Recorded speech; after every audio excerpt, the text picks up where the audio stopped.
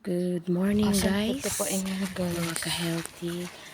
Padulong day ko ani sa akong area sa Purok 1 Muslim. So mag-deliver day ko vitamin sa mga senior sa ilang balay kay last Thursday wala man kadala ang mga nurse sa Purok.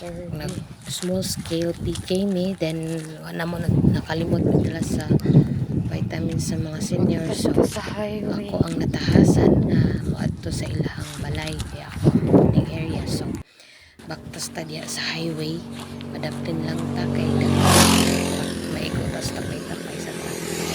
Anyways, sayo pa man sa buntag around 7:45 na di man kayo siya init yun.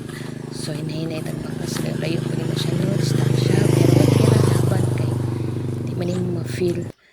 If you love your work, dedicated ka, then tiginin mo feel ang kakapoy, mas ma-enjoy nimo ang pagbaktas-baktas bisag layo ka lang kami.